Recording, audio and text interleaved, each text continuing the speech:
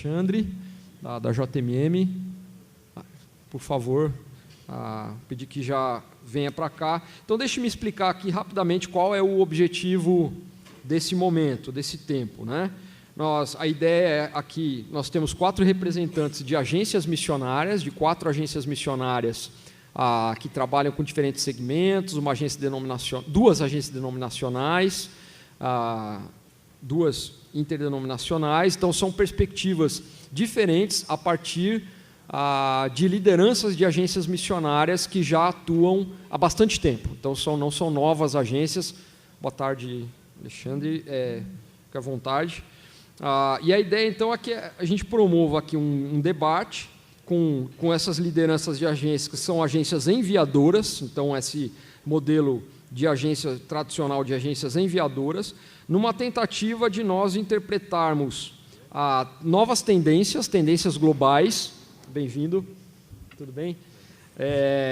Buscar alternativas para a otimização de recursos, uma questão que está sendo colocada aqui essa semana, repetidas vezes, e também de tempo, alguma reflexão em torno da necessidade, da viabilidade, da importância das alianças estratégicas, falar um pouco do que também impede ou atrapalha que nós trabalhemos mais com alianças, que nós caminhemos mais em unidade, que é a proposta central da MTB, falar um pouco sobre o perfil do missionário do século XXI, pensando nos novos desafios globais, pensando um pouco nessa interação entre igreja local, agência missionária, então questões aí já de reflexão permanente.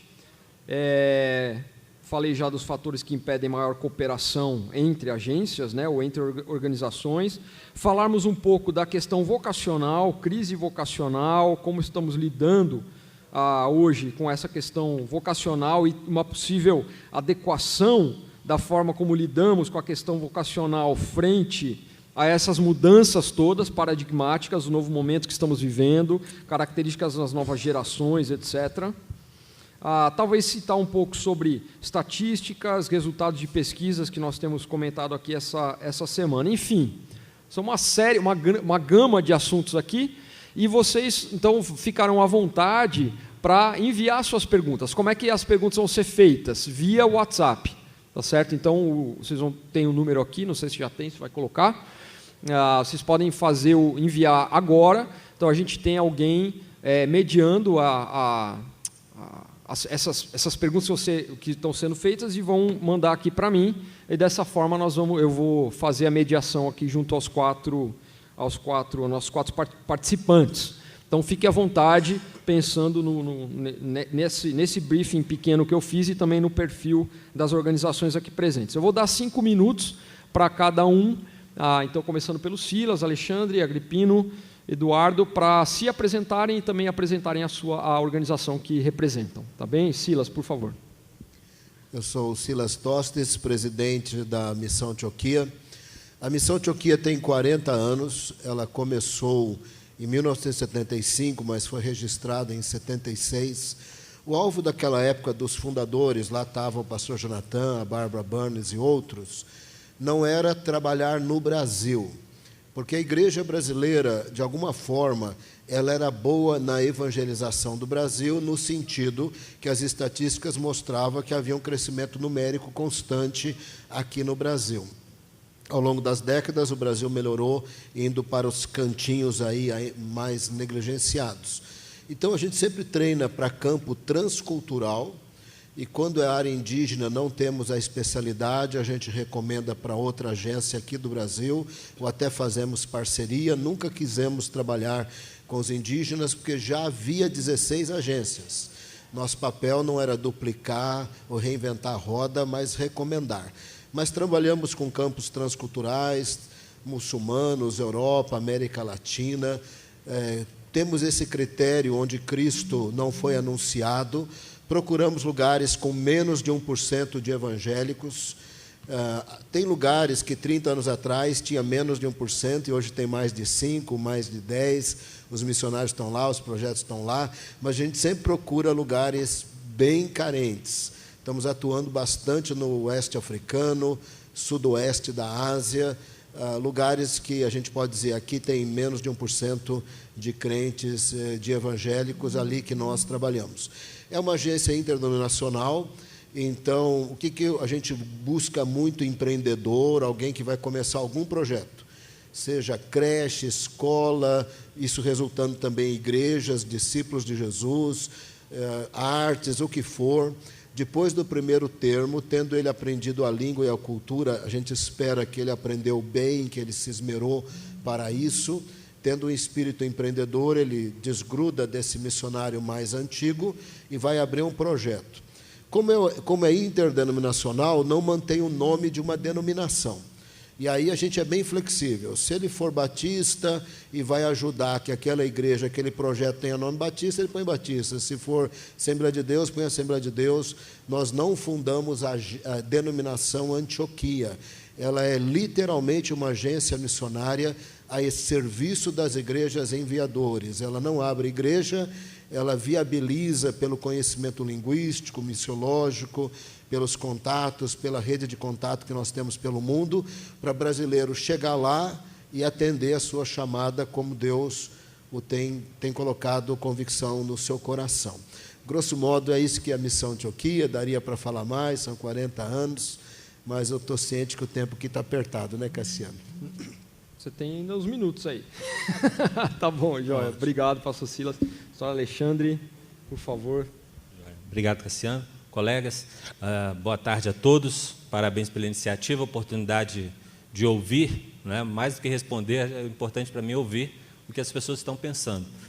A Junta de Missões Mundiais da Convenção Batista Brasileira é uma organização, uma missão denominacional, né? Uma agência denominacional. São 110 anos. Nós estamos em 80 países, entre brasileiros e estrangeiros.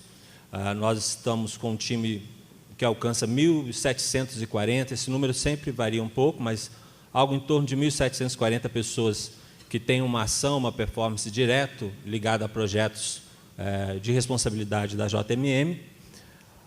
Nosso foco são povos não alcançados, ainda que nós estejamos na América Latina, na África, em todos os continentes, a nossa ação tem sido sempre voltar para os povos não alcançados. Se estamos na América Latina, de alguma forma influenciar a América Latina para atentar para chegarmos aos menos alcançados. A gente tem também um foco sobre os mais pobres da terra.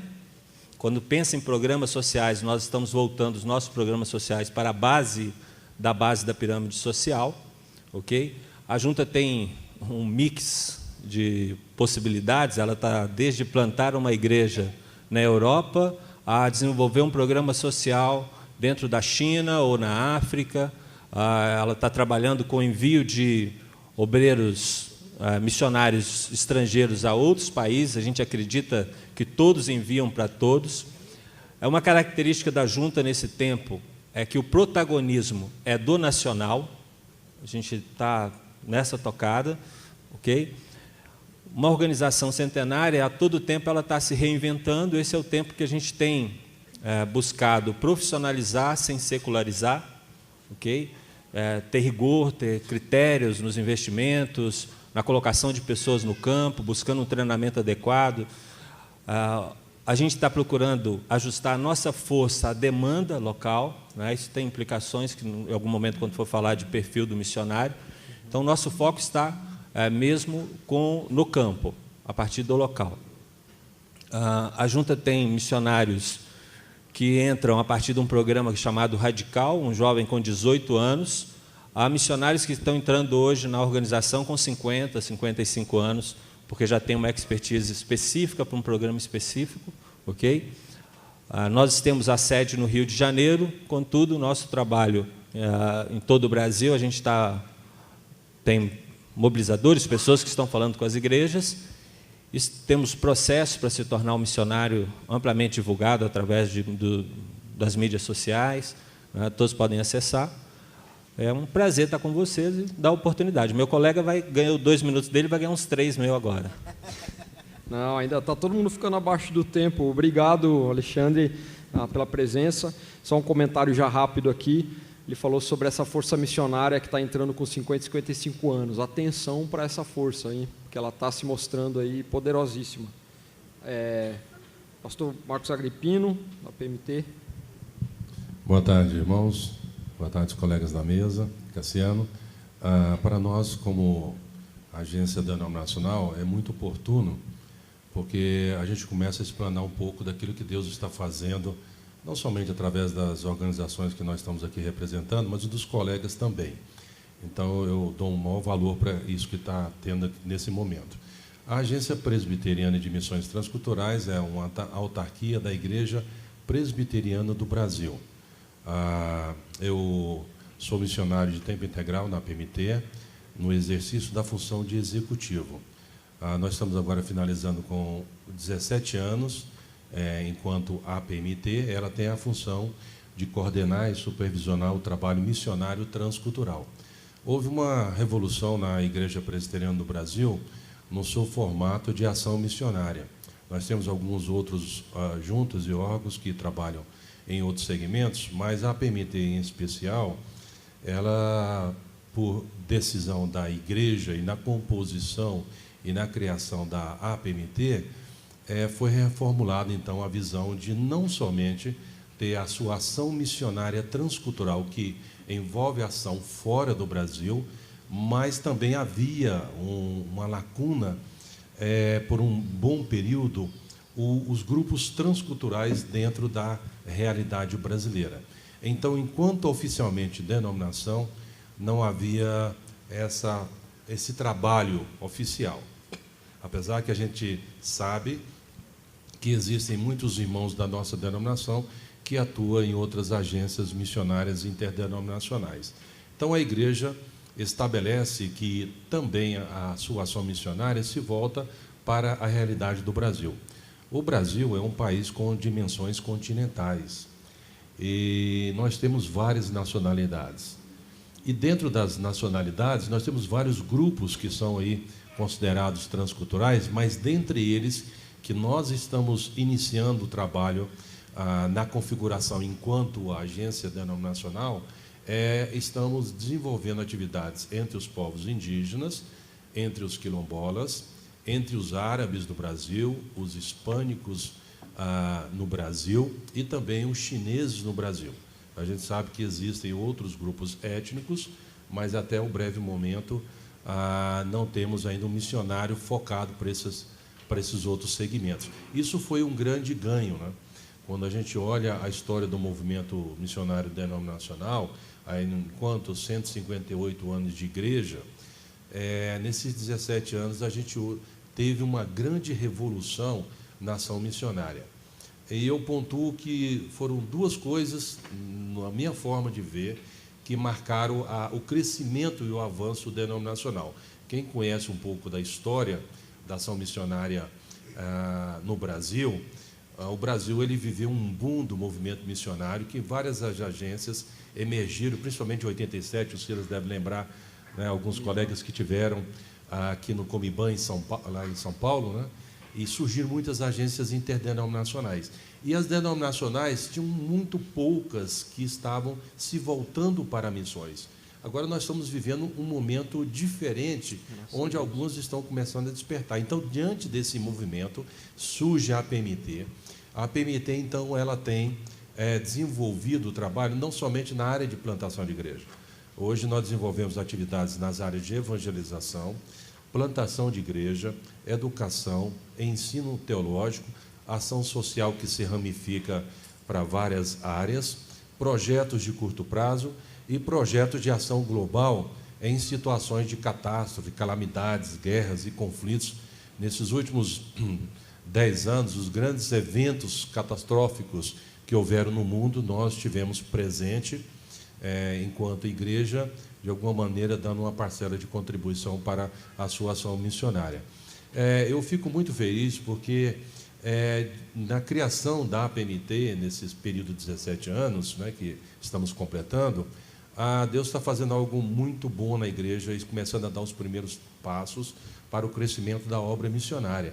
Hoje nós estamos atuando em 41 países, né, todos missionários da nossa denominação, com 200 208 missionários e 203 que estão no processo de preparação.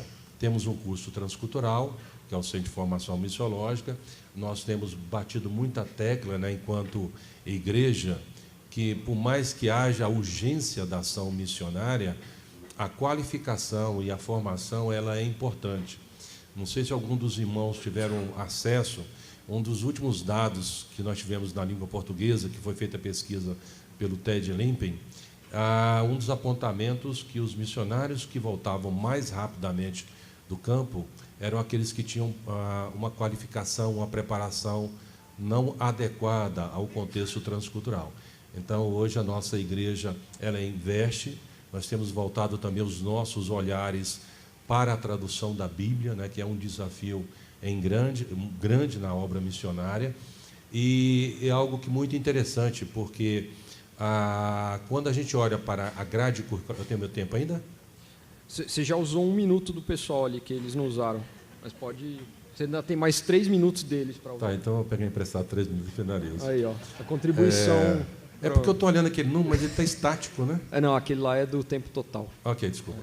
Fica tranquilo, pode... Então, assim, algumas coisas que estão acontecendo na nossa agência, né? Porque a gente não tem como separar a agência com a denominação, por sermos a agência denominacional. Acho que o nosso irmão Alexandre também deve ter a mesma cumplicidade das dinâmicas enquanto agência, mas nós acreditamos que nós estamos vivendo uma geração missionária denominacional de informação, despertamento, mas pensando para a próxima geração. E por isso que agora também estamos concentrando os nossos esforços para o seminário. E algo muito importante que a gente tem visto, né, enquanto a agência denominacional, é que o marco está sendo feito dentro dos seminários, porque acreditamos que os próximos missionários eles vão ter uma visão diferente a partir da formação teológica. Porque nós temos observado que um problema muito sério, que muitos pastores são povos não alcançados. E então, se os pastores já não atrapalharem o avanço da obra missionária, já é um grande ganho. Então, a gente tem que ir... Eu sou pastor também, então estou falando mal da minha classe. Então, se a gente começa a trabalhar onde nasce todas as coisas, no sentido da visão, da formação e do envio e da influência da visão, que entendemos é o seminário, muitas coisas podem acontecer, como está acontecendo dentro da nossa agência. Obrigado pelo tempo aí passado. Joia. Só uma palavra antes do Edu. Os irmãos estão vendo o telefone ali, aquele é o WhatsApp do Vocari. Então é para onde você pode enviar as perguntas que nós vamos fazer aqui agora, tá bem? Pode já ir enviando para lá. Edu é muita intimidade, né? Pastor Eduardo Luz. Boa tarde, irmãos. Sou presidente da Missão Novas Tribos do Brasil, presidente para fora. Internamente nós somos um conselho e a Novas Tribos do Brasil foi fundada no dia 17 de agosto de 1953, na cidade de Goiânia. Atualmente trabalhamos com 50 etnias indígenas no Brasil e também temos missionários no continente africano e asiático. Trabalhamos com povos muçulmanos, mas a gente não fala para ninguém que trabalha com eles. O foco mesmo é povos não alcançados, que não teriam condições de serem alcançados, a não ser que alguém vá até eles, aprendendo a língua e a cultura e traduzindo o Novo Testamento. Então, como dizia Russell Shedd, saudoso, muitas vezes, não todas, mas muitas vezes, quando ele falava de missão ou missões, boliviano, ele nasceu na Bolívia, pais missionários, e quando sobrevoava a floresta, ele via lá embaixo uma fumaça, ele dizia, lá embaixo deve ter uma tribo, e provavelmente um missionário das Novas Tribos. A gente gostaria que fosse verdade, mas não é. Somos 430 missionários diretamente envolvidos, em denominacional. Nós despertamos candidatos, capacitamos com treinamento teológico e missiológico e concordo inteiramente com o que Agripino falou. O nosso treinamento tem 4 anos e meio de duração. Com 4 anos e meio nós fazemos tanta asneira, imagina sem treinamento algum. Imagina sem treinamento, principalmente no trabalho transcultural. E se você vai para um trabalho transcultural, prepara-te para isto. Prepara-te para ir, mesmo. E a formação dentro do seminário ou dos nossos institutos, ela é tremendamente necessária. Tremendamente. Novas Tribos, nos seus 60 e poucos anos, por causa da exclusividade do trabalho com os povos indígenas, ela ficou muito tempo alienada do processo no contexto nacional, nas igrejas, e não se envolvia tanto, os missionários ficavam isolados, e isto acontece mesmo. Eu lembro no nosso CBM em Caldas Novas, tínhamos a noite indígena, lembra? Foi. E apresentamos uma peça, O Clamor de Batum, e o Ariovaldo Ramos estava sentado do meu lado, e o Norval pregou naquela noite. Primeira peça, depois o Norval pregou, o Ariovaldo, uma linda mensagem, tanto teologicamente como academicamente completa. Ariovaldo falou: quem é esse? Eu falei: é o Norval. Sim, mas... Eu falei: ele está no meio dos índios, não tem tempo para as outras coisas. E assim não é. Eles estão lá, nós temos vários missionários imersos e não saem para outras coisas. Eles vão para as aldeias e ficam lá no seu contexto quase que isolados. Eu lembro uma vez que eu fiquei 9 meses numa aldeia sem sair. E hoje a gente obriga os missionários a sair uma vez por ano. Tem que sair também, há muito mais facilidades, há muito mais diferença neste contexto. Temos missionários, fazemos parte de um grupo maior chamado Parceiros Globais, que envolve as outras novas tribos. Somos 32 agências, com mais de 3.400 missionários espalhados ao redor do mundo. Traduzimos mais de 80 Novos Testamentos, já entregues ao povo, e estamos vendo Deus fazendo uma ação muito grande. Porém, o trabalho missionário indígena no Brasil, ele deu uma estacionada com relação a obreiros. Há alguns anos para cá, o número de obreiros ele está assim e descendo, declinando. 20 missionários novos cada ano entram em Novas Tribos, mas normalmente é para substituir os que estão saindo. Nos próximos 10 anos, eu vou colocar 7 anos, nos próximos 7 anos, a Novas Tribos terá mais de 100 missionários com mais de 70 anos, inclusive esse que vos fala. Eu já disse que vou me aposentar, aos 80 anos eu vou parar de trabalhar. Mas nós precisamos de obreiros, oramos por novos obreiros. E eu falo aqui Novas Tribos, mas falo em nome das outras 16 agências, estou tomando essa liberdade, tá? Que trabalham com povos indígenas. Sintam-se representados aqui nesse contexto. Obrigado, Eduardo. Só repetindo então aqui rapidamente, porque muita gente chegou, né, nesse momento da apresentação aqui dos participantes. Então, o propósito aqui do debate, ele está focado especialmente nas tendências contemporâneas globais, no que diz respeito à otimização de recursos e também de tempo, nessa questão das alianças estratégicas, o que impede que haja mais alianças entre agências, igrejas e etc., sobre o perfil do novo missionário, uma questão mais vocacional, o perfil do novo missionário para o contexto do século XXI.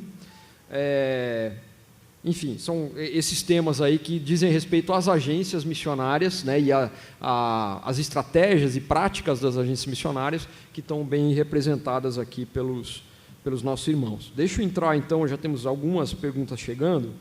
eu vou pedir assim, objetividade na resposta para a gente poder passar por mais temas, né? A pesquisa divulgada na MTB essa semana relatou que a principal dificuldade das agências, pelas próprias agências, pela voz das próprias agências, é captação de recursos e, em segundo lugar, é a falta de missionários. Então, uma parte daqui da pergunta é qual a relação entre esses dois desafios, captação de recursos e poucos missionários, ou menos missionários do que o necessário, né? Então, eu vou direcionar sempre para um dos participantes, mas os outros têm a liberdade para comentarem a mesma questão se quiserem. Vamos tentar ficar aí em torno dos 3 minutos, tá bom, Silas, por favor? Claro que se não tem recurso, o missionário não tem como sair, porque seria uma irresponsabilidade enviá-lo sem recurso. Mas eu queria olhar para essa realidade de maneira mais positiva. Quando o missionário é bem selecionado, ele, quando chega numa missão Antioquia, para 3 meses de orientação, um período prático na Bolívia, talvez 1 ano na Bolívia, antes de chegar num campo final, e nessa Bolívia, possivelmente, ele vai obter algum curso técnico que seja, ou vai melhorar o seu conhecimento doutrinário. Ele não se tornou obreiro porque ele foi para a missão Antioquia, ou ele pisa lá, e ele já é um obreiro na sua igreja, na sua denominação. Me parece que para esse tipo de gente não falta recurso. Faltaria recurso para ir para um país muito caro, uma realidade muito cara, mas para aqui, para a América do Sul, não seria impossível ele chegar produzindo ali nessa Bolívia, como muitos têm produzido. A Bolívia, porque lá nos anos 80 tinha poucos evangélicos quando começamos a enviar, e aí então ele vai ficando mais famoso pelo que ele produz nesse campo intermediário. Quando chega na hora do campo final, não é tão difícil levantar dinheiro. O Brasil, ele é um país de contrastes, ele é miserável em muitos aspectos, sabemos da miséria que tem no Brasil, mas ainda é a 8ª economia do mundo. Parece que na hora do vamos ver aparece dinheiro, desde que a pessoa tenha bom engajamento na igreja local e ele seja conhecido como obreiro. Eu não vejo dinheiro como um grande problema. O grande problema é encontrar o obreiro, pessoa disposta a trabalhar, sem preguiça, com caráter. Isso aí que é difícil. Pessoa que realmente pega no arado, não olha para trás. Se ele for um trabalhador na sua igreja, na obra de Deus, aparece recurso para eles. Esta tem sido a experiência. Eu não diria que é dinheiro que segura encontrar a pessoa que tanto a igreja local como a agência tem liberdade interior de falar, esse aqui pode enviar. É difícil encontrar gente assim, não é? Alguém quer comentar posso também, essa mesma posso questão? enrolar mais aqui, Cassiano, se quiser que eu gaste todo o meu tempo. Não, estou brincando, Cassiano. Faltou. Esta questão... Tá bom, tá legal. Tá. Quer comentar? Essa é uma pergunta que eu acho que a gente pode ficar aqui os outros 3 dias tentando destrinchar, porque envolve o que é ser missionário, não é? A gente precisa rever as formas. Até hoje, todo mundo pensa, senti inspirado, na segunda-feira eu me inscrevo numa agência e vou. Mas o mundo está evoluindo. Eu estou chegando da China, eu cheguei da China na terça-feira passada. Um piloto de avião na China ganha $30 mil, 25 a 30 mil dólares. E eles estão disputando a etapa um piloto de avião lá. A gente às vezes espiritualiza muitas coisas. Esses últimos anos, $1 que saiu em dezembro de 2012 a 1,88. Estou falando de missões transculturais. Ele sai de 1,88 em dezembro de 2012. Janeiro de 2013, ele começou a bater a marca de 2,10. Julho do ano passado, ele bateu 4,29. É isso aí. Impossível uma organização missionária ou igreja no Brasil ter aumentado a sua capacidade de arrecadação acima de 5% nesse último período. Em missões mundiais, na junta, nós abrimos 7 milhões em negativo nesse período. Cobrimos, já recuperamos os 7 milhões. Quando a gente acha que a economia entra no eixo, começa a crise no Brasil.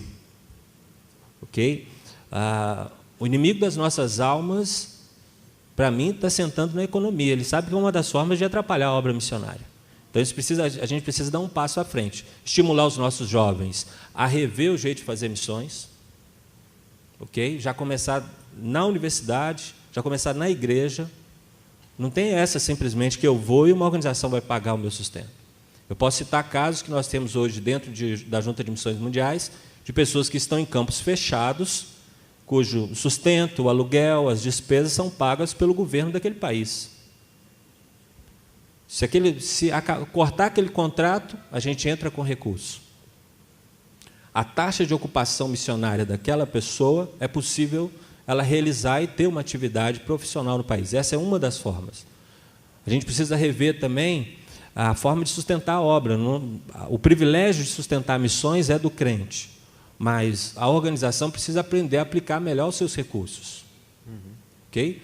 Rapidamente, sem querer tomar muito tempo, quando acontece a crise do Haiti, a ONU entra em peso e as agências missionárias e ONGs entram no Haiti. O aluguel de uma casa que era $2.000 no Haiti, ele salta para $30.000 mês. Se a gente tiver frieza de fazer a coisa e raciocínio e pensar, quem comprou lotes, construiu 15 apartamentos, hoje ele teria a capacidade de dar sustentabilidade para vários programas sociais. Porque todo missionário, agência missionária e organismos internacionais despejaram dinheiro e, na verdade, na mão de haitianos ricos que moram nos Estados Unidos. Eu acho que precisa parar e pensar o jeito novo de enviar missionários e um jeito novo de sustentabilidade desse trabalho. Só um comentário rápido. Esse tema, desculpem eu botar meu dedo aqui, mas esse tema é extremamente relevante para nós conversarmos hoje. O Agripino, antes de passar para você, a segunda parte dessa pergunta era como as agências estão se recuperando depois da pior parte da crise econômica. Então, isso está nesse contexto aí. Pode ir. Bom, pela vivência da nossa realidade, me parece que nós estamos andando no contramão da história da maioria das outras organizações que os outros colegas estão atuando, né? Em toda a história da nossa agência, nunca houve um avanço missionário como nós estamos vivendo nesse momento. Crescendo como nunca, não há registro histórico o tanto de vocacionados. Então, realmente, Deus está fazendo algo diferente. Um aspecto da captação de recursos, todos nós não estamos isentos de sermos afetados com essa variação do câmbio e outros fatores que têm prejudicado a economia global. Mas eu quero me ater a um detalhe, como os outros irmãos falaram ali, é um tema que a gente quase gastaria um seminário para detalhar, mas eu penso que os missionários precisam quebrar um pouco do paradigma e daqueles que envolvem a captação de recursos, da forma como se apresentam na igreja, porque normalmente o missionário chega na igreja, ele fica procurando na testa dos irmãos a cifra para ver onde vai estar o dinheiro. Então, a gente tem trabalhado para tentar mudar essa tendência, esse padrão. Eu creio que o mais importante é você passar a visão. Porque a consequência de uma boa visão é a captação de recursos financeiros. A consequência de um bom projeto é a captação de recursos financeiros. Envolve também os aspectos da filosofia, né? Os colegas que compõem a PMT, a nossa diretoria, alguns deles estão aqui com a gente, sabem que quando nós começamos a construir essa perspectiva de captação e de vocação, essa caminhada não foi somente junto aos missionários vocacionados e também às igrejas que são as parceiras, mas é entender que tudo começa lá de cima. Você tem que ir lá em cima, no topo da pirâmide da organização e da instituição denominacional para estabelecer uma visão. Quando a gente olha, né, e aqui eu finalizo minha palavra só com esse breve testemunho. Quando a igreja reformulou a sua ação missionária, faltavam algumas coisas importantes. E eu pontuo que a revolução para o crescimento da obra missionária no nosso contexto, primeiro, quando a igreja definiu a sua filosofia de missões, porque não existia. Segundo, a denominação, na sua instância maior, definiu que 54% de toda a arrecadação denominacional é direcionado à obra missionária. Quando ela definiu isso, a igreja cresceu como nunca em toda a sua história no Brasil. Então, alguns paradigmas precisam ser estabelecidos. Eu compartilho com a visão com os colegas que já falaram, hein? Outros aspectos, mas eu diria que hoje nós não temos problema de recursos financeiros dentro da igreja e não temos problemas de vocacionados. Precisamos de vocacionados qualificados, já citado, mas eu creio que a igreja tem potencialidade financeira. A gente só precisa achar as pessoas certas, os segmentos certos, para pegar todos esses recursos a favor da obra missionária. Amém. Tem dois aspectos aqui: as agências missionárias denominacionais e as não denominacionais. E as dinâmicas são diferentes de arrecadação, do seu sustento. Algumas pessoas perguntam quanto é que a missão paga para você, no meu caso. Eu falo, na Novas Tribos, a missão não paga, ela recebe. Nós pagamos para trabalhar na Novas Tribos. O custo operacional da missão é quase que exclusivamente coberto pela porcentagem do sustento que o missionário recebe e dá para a instituição. Isto discutido em assembleia e trabalhado ali. E, bem particular, segunda-feira nós viemos para cá. Eu tive reunião com duas igrejas me sustentam, a minha e minha esposa, e uma delas o pastor reuniu comigo. E com lágrimas nos olhos ele disse: você está indo para o Congresso de Missões e nós queríamos avisar que estamos estudando em diminuir o teu sustento, porque a crise chegou na igreja. Quem não passou por isso nos últimos 2 anos? Ele falou: eu sinto muito falar isso para você. A crise chegou, realmente. Ele me perguntou quanto é que é o dízimo de 0. Então, há igrejas locais que estão sentindo este problema. Mas vamos lembrar das 10 razões por que missionários saem do campo. E a questão financeira é a última. E eu, em todos esses 40 anos de missionário junto a Novas Tribos, pouquíssimos casos de missionários saíram do campo por falta de sustento. E isso eu estou falando dentro das Novas Tribos. E eu já vi missionários que não tinham absolutamente nada. Nós tínhamos pouquíssimo quando fomos para Santarém. E um colega que estava lá conosco, que hoje está com também a de vocês, ele sobrevivia porque nós dávamos cesta básica para ele. Imagina o quanto é que ele tinha. Mas missionários não saem do campo, normalmente, por falta de sustento.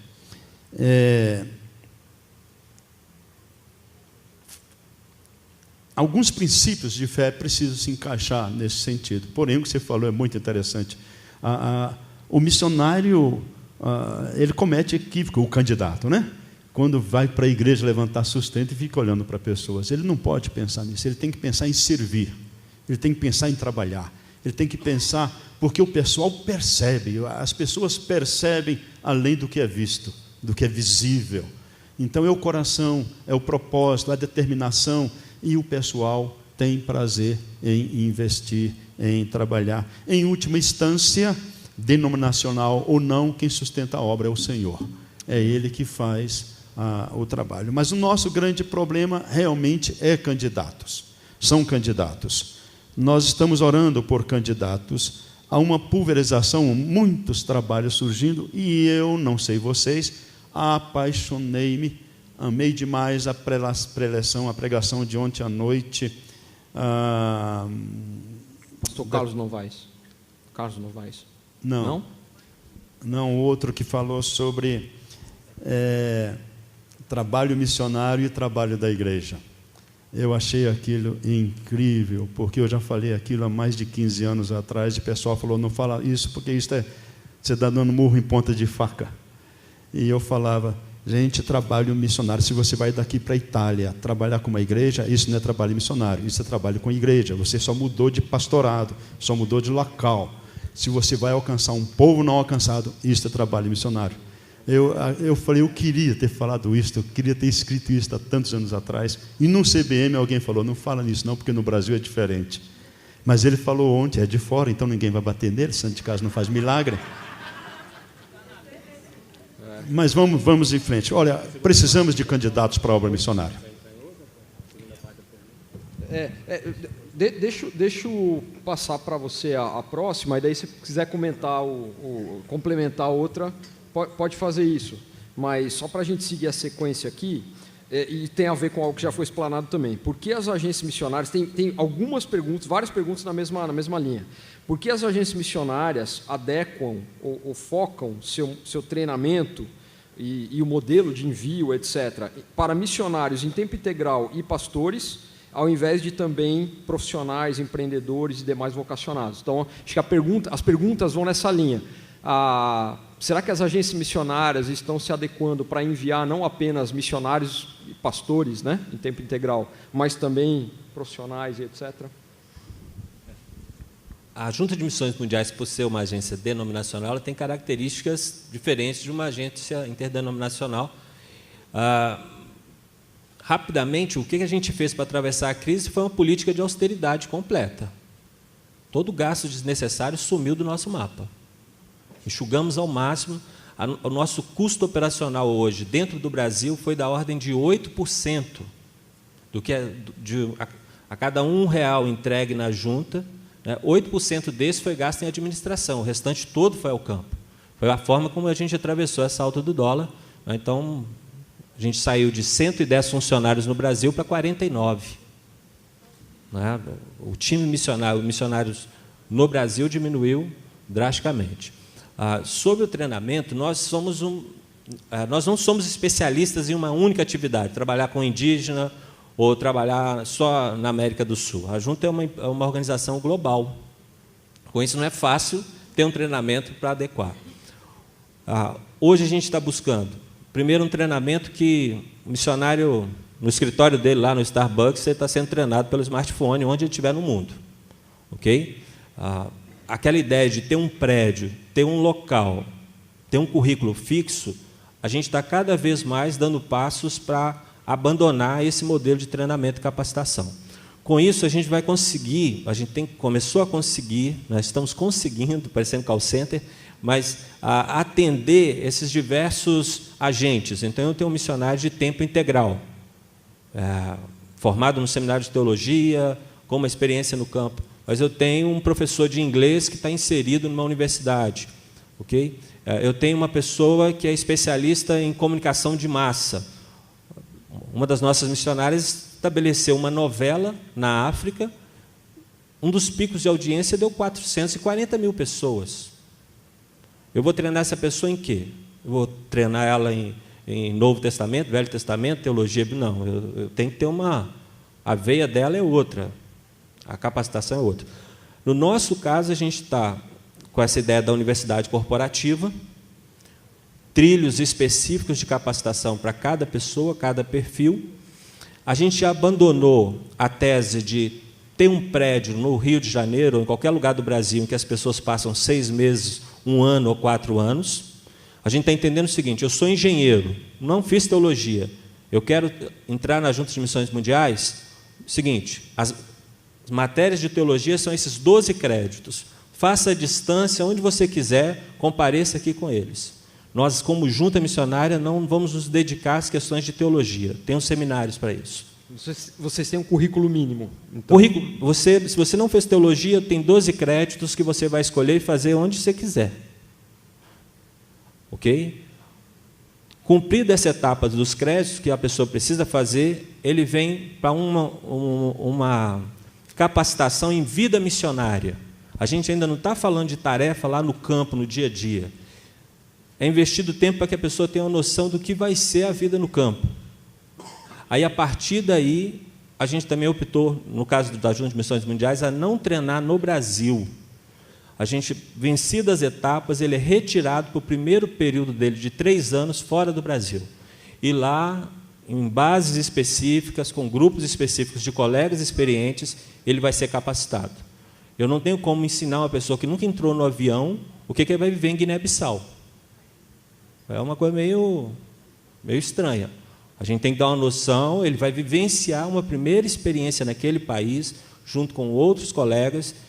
E treinamento missionário, a gente entendeu na junta também que é o seguinte: é até depois que aposentar. porque voltou do campo jubilado e continua missionário e tem que estar sendo capacitado continuamente. Mesma pergunta. No nosso caso, é muito importante conhecer a pessoa antes de enviar, criar laços, vínculos que vão se aprofundando ao longo dos anos. A taxa nossa de retorno é baixíssima, de falta de sucesso é baixíssima, e os 3 meses que, ou sendo missionário, ou pastor, empreendedor, profissional, que a pessoa passaria ali na Missão Antioquia, no Vale da Bênção, a gente não vê como um atraso, porque 3 meses não é uma eternidade. Na verdade, a gente vê como poupar sofrimento e poupar um estresse maior, porque as pessoas podem, num culto missionário, ficar emocionadas, mas a maior parte das pessoas não tem a mínima ideia do estresse que é deixar sua cultura, os seus papéis sociais, os seus códigos culturais que você entende muito bem, chegar como adulto, aprender uma língua com todo sentimento de frustração, porque demora e erra muito e não consegue falar tão bem quanto precisa, mais saudade, mais o fato que tinha alguma importância na cultura que deixou, né? Mas agora no campo missionário não tem importância nenhuma, ninguém sabe quem é essa pessoa. Então, esses 3 meses de antropologia cultural, contextualização, teologia bíblica de missões, aconselhamento, estudos de caso, fenomenologia da religião, prepara a pessoa para chegar e ficar, podendo ser pastor, missionário ou profissional. Às vezes o empreendedor, o profissional, ele quer uma orientação de uma semana, a gente não condena, ir embora rápido, porque ele é profissional. Mas até ele aprender a língua lá, ele vai ficar 1, 2 anos sem exercer a sua profissão. Se a gente colocar mais 3 meses nisso, não é o fim do mundo, mas a gente pode garantir que vai diminuir bastante o sofrimento, não que não sofrerá, estando consciente de maneira mais profunda de quão estressante pode ser um choque cultural, principalmente para aqueles de natureza rígida, aquele que não atrasa 1 minuto, que nem eu, aquele que é tudo certinho, tudo sistemático. Esse aí sofre que dó, dá uma dó. Mas se ele não tiver preparo para isso, às vezes o estresse é tão grande que ele volta em 1 ano e às vezes desequilibra. Você já ouviu falar de alguém que foi para o exterior e voltou, o pessoal parece que ficou louco? É porque choque cultural, dependendo da personalidade, desequilibra. Então, 3 meses de uma boa orientação pré-campo não é uma eternidade, vai ajudar a chegar, ficar, vai sofrer igual, porém, por estar ciente do processo, não enlouquece. Essa é a diferença. Bom, poderia falar mais, 6 minutos aí. Nós temos pouco tempo, obrigado, Silas. Eu vou passar para o Agripino, mas deixa eu só acrescentar, porque estamos na linha aqui, que é um interesse geral, sobre a adequação das agências para preparar e enviar profissionais. Né? Essa é a linha. Então entra toda essa questão de o tempo de preparo, a viabilidade de um profissional que já está no mercado, etc., ter tempo de preparo, né? Então falou de treinamento à distância e outras opções aí. Então deixa eu só agregar uma coisa aqui, que é a seguinte: as agências possuem plano ou iniciativa para o uso de novas tecnologias e inovação em campo missionário? Acho que essas coisas andam meio juntas aí. Agripino. Toda vez que aparece um candidato em nossas reuniões, é muito comum a gente ouvir da parte deles, eles expressando a formação.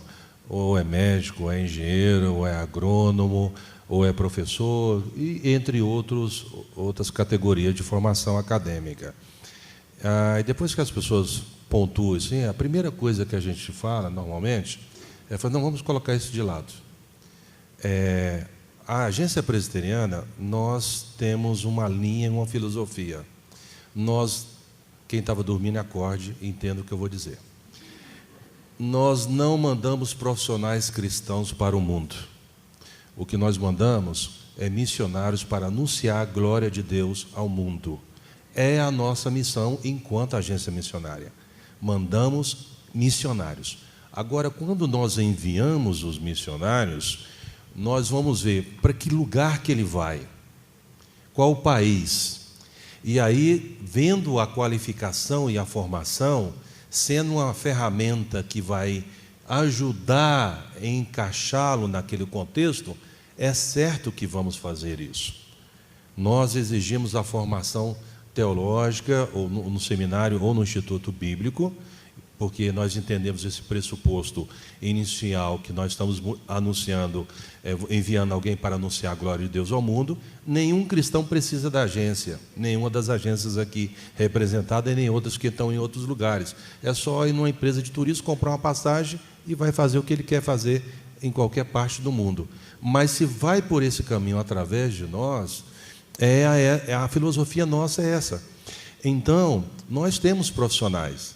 Nós temos engenheiros, nós temos biólogas, nós temos agrônomos, temos médicos, temos dentistas alocados em muitas partes do mundo que usam o instrumento, estão com essas atividades profissionais nesses países, mas ela não esquece, porque a gente não deixa esquecer, que não estamos mandando um cristão em alguma parte do mundo. Então, esse é um pressuposto. Existem organizações no Brasil que têm essa especialidade, mas norteamos isso como filosofia. Agora, no aspecto da tecnologia, você falou, você podia só me ajudar, Henrique? Inovação, né? Inovação, tecnologia, novas ideias, se tem sido usado algo nesse sentido. A gente só tem tempo para uma pergunta, então você vai terminar, pode terminar, mas deixa só para fechar aqui, então, agregar outras duas questões, e aí vou abrir e a gente vai terminar já, então, com essa fala do Agrippino e depois de mais alguém que queira responder. Deixa eu juntar duas perguntas. Uma diz respeito ao cuidado missionário em campo, como as agências têm feito isso. Só lembrando que Ronaldo citou na pesquisa da MTB, ficou claro que esse não é um dos maiores problemas em campo. 70% das respostas dizem que os missionários estão sendo pastoreados em campo, eles não estão sendo pastoreados ou sentindo-se pastoreados no retorno, em casa. Mas em campo eles estão sendo. E a outra pergunta que eu queria juntar com essa é como tem sido a prática de parcerias entre agências, se há exemplos de sucesso. Por que eu juntei as duas? Porque eu tenho acompanhado que uma forma de pastoreio de missionários em campo tem sido essa cooperação intra-agências, né? Então seria um exemplo, já citando aqui, positivo de parcerias em campo. Então, o Agrippino vai terminar a resposta, depois vou pedir que um de vocês, temos aí 2 minutos só, entrem nessa segunda questão e aí nós vamos encerrar, tá bem? Pensando na perspectiva das tecnologias, nós como agência usamos todas as tecnologias existentes, porque isso tem facilitado a informação que vai e volta, porque hoje nós estamos vivendo um mundo globalizado e é muito fácil a gente ver que todo mundo carrega o smartphone em sua mão.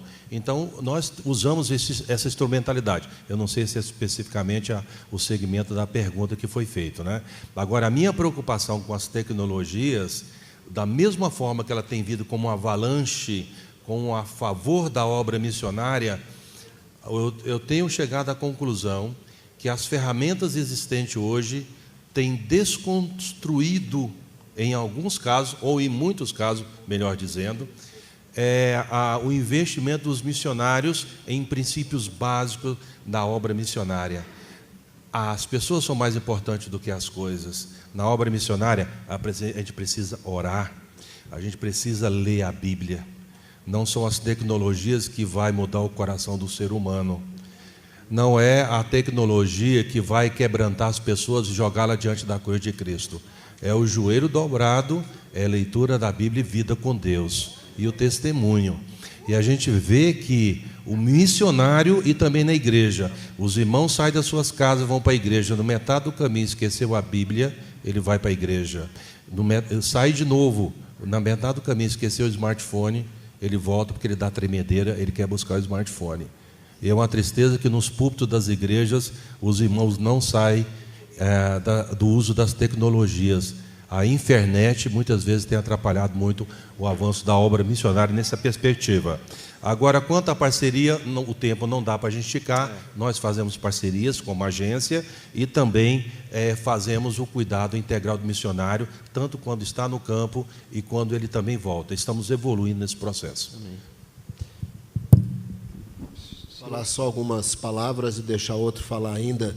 Me parece que o problema de pastoreio ou falta de pastoreio não está tão ligado às agências que já têm décadas de existência e já passaram por muitas consultas, muitas reflexões, muitas pesquisas, muitas reestruturação. O problema não está mais o missionário ligado à agência. No geral, é aquele missionário totalmente independente que foi na agência, comprou a agência de turismo, comprou a passagem, foi embora, foi sozinho pelo mundo. Esse aí tem dificuldade de acompanhamento, de pastoreio, costuma ser resgatado pela turma que está lá, aí a ficha cai, volta para o Brasil e vai se conectar a uma agência bem estruturada. Não é que não haja falhas, mas em termos de porcentagem, o problema maior está com os independentes. A questão de tecnologia tem assustado um pouco. Nós cremos que é um instrumento imenso, principalmente na tradução da Bíblia. Nós levávamos 40 anos para traduzir o Novo Testamento, reduziu-se a 1/3 do tempo por causa do advento do computador. Mas hoje tem missionário que escolhe o campo perguntando se tem internet lá. E entre os índios você sabe que isso não acontece. Então, né, olha, o instrumento é simplesmente fantástico. E parceria na obra missionária, principalmente com os povos entre os índios, tem acontecido de uma maneira muito bonita. Os tradutores, os que prestam serviços, compartilhando tempo, missionários, e a gente tem isso de uma maneira muito bonita acontecendo. Embora precisamos crescer, né, Cassiano? Tem muita coisa que precisa crescer nesta área, mas tem sido bonito ver o que Deus está fazendo nos nossos corações. Alexandre, para nós encerrarmos, por favor. Sem querer ser uma voz distoante, mas as novas tecnologias são fundamentais. É fundamental. Não se trata da minha pessoa, se trata da pessoa que eu vou alcançar. Quando você entra no metrô em Xangai, perfeito, o metrô funciona perfeitamente, lotado, mas todo mundo, um atrás do outro, sentado, e parece que eles nem respiram. 3 brasileiros já criam um tumulto tremendo no metrô em Xangai. Todo mundo vai estar com seu smartphone, ou ouvindo música, assistindo um vídeo, ou conversando com alguém que talvez esteja no outro vagão. Isso é um fato que não dá mais para correr. Hoje, o que está represado na Junta de Missões Mundiais é um plano, a gente está buscando as formas disso acontecer, mas eu digo com vergonha, é a nossa divisão de comunicação através de novas tecnologias. O que nós temos usado já até o meio do próximo ano já vai estar concretizado é a capacitação, todo missionário, brasileiro ou não, que atua conosco, através do smartphone, ele vai estar interagindo com pessoas no mundo todo, um professor que está na Inglaterra ou que está nas Filipinas, falando de discipular a nação, que é a onda que está rolando lá para o lado da Ásia. Nós urgentemente precisamos rever o nosso conceito de tecnologia. É fundamental, não tem jeito de fazer isso sem a tecnologia. A gente precisa ampliar a comunicação em massa desse evangelho. Quem está comunicando em massa, talvez encaixe no que o nosso preletor ontem falou de não ser a igreja correta. Ok? A Junta de Missões Mundiais tem 5 obreiros em Portugal. Se eu contar o número de pessoas que estiveram com eles durante a semana, não dá 0,00000 não sei quantos portugueses. No ritmo que vai, o nosso trabalho ele é irrelevante. Então a gente precisa sentar, parar e rever. O meio mais barato hoje de ampliar a sua comunicação é, de fato, as novas tecnologias. O que custa hoje, há 10 anos atrás, era impossível para qualquer um de nós nessa sala. Hoje é viável. Eu diria que temos que abrir espaço para os jovens. Okay? Temos que dar espaço para quem tem, a partir de 15 anos de idade, aí, já começar a ter responsabilidade nesse meio, porque eles entendem muito mais do que até a minha geração com 44 anos. Okay? Muito obrigado aos 4 e a todos que estiveram presentes. Obrigado, muito bom. Vocês podem conhecer mais as 4 agências, né, conversando com os irmãos, indo nos estandes, etc.